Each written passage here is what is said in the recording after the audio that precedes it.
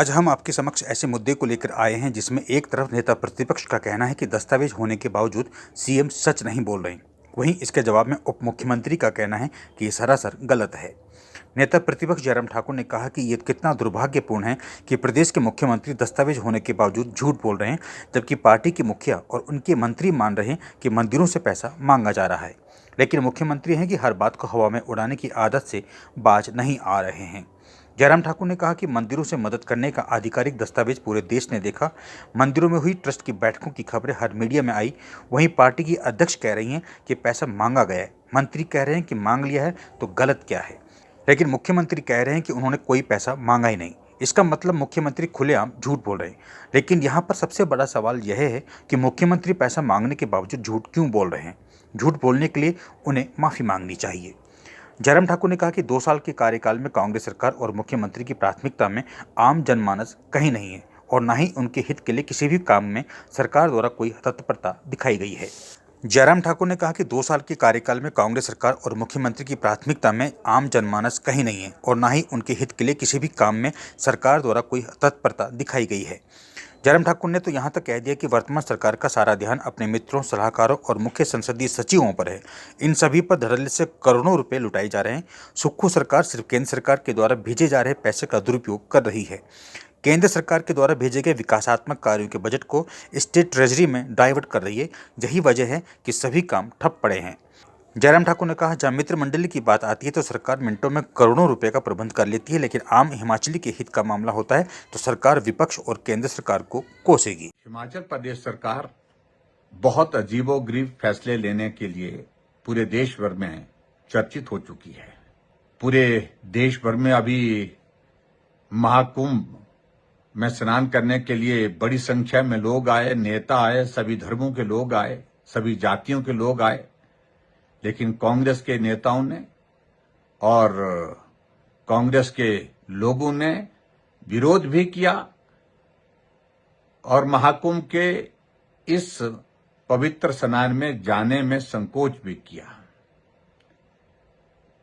एक तरफ सनातन का विरोध कर रहे हैं और दूसरी तरफ देखिए परिस्थिति ऐसी है कि हिमाचल प्रदेश में सरकार ने हाल ही में एक फैसला लिया है कि सरकार के पास पैसे नहीं है।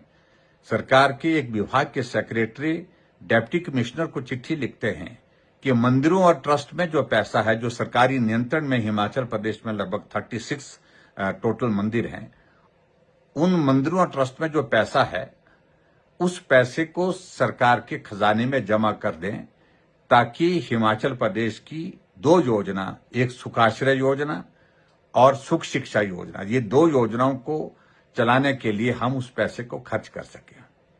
मैं समझता हूं ये बहुत दुखद है, दुर्भाग्यपूर्ण है।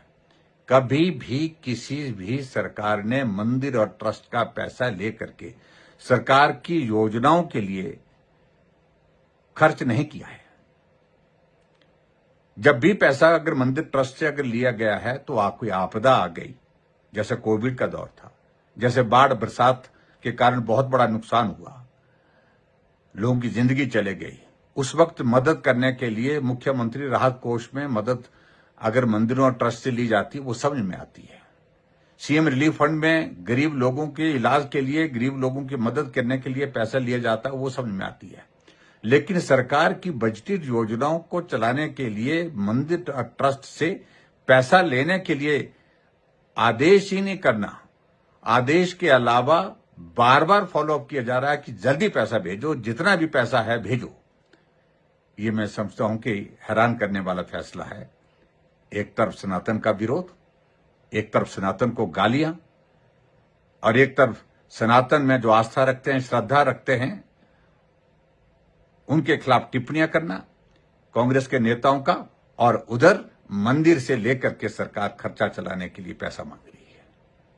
दुर्भाग्यपूर्ण है और मुझे लगता है कि इस फैसले का विरोध होना चाहिए और हम तो विरोध करेंगे ही करेंगे। किसी भी योजना के लिए नहीं लिया गया तो उसमें ये योजनाएं भी आती हैं। सुखाश्रय तो एक बजटेड योजना है, नोटिफिकेशन जारी की गई है। नहीं, ऐसा है कि जो हमारा मंदिरों का कानून है उसमें एक जो है पहलू है कि उसमें ये कहा गया है कि गरीब लोगों की सेवा के लिए अगर कहीं मंदिर देना चाहें, वो भी अपनी स्वेच्छा से, तो वो दे सकते हैं। तो ये तो मंदिरों की ट्रस्टों को फैसला करना पड़ता है, मंदिरों को खुद फैसला करना पड़ता है। लेकिन हिमाचल प्रदेश सरकार ने कोई पैसा किसी मंदिर से ना लिया है, और मैं आपको आश्वस्त करना चाहता हूँ ना लेंगे। मैं आपको जब ये कह रहा हूँ ना लिया है ना लेंगे, बिल्कुल स्पष्ट बात है। मंदिरों का विभाग मेरे पास है और मैंने आपको स्पष्ट तौर पे कह दिया ये राजनीतिक मुद्दा है। राजनीतिक तौर पे इसको आउट ऑफ प्रपोर्शन ब्लो किया जा रहा है।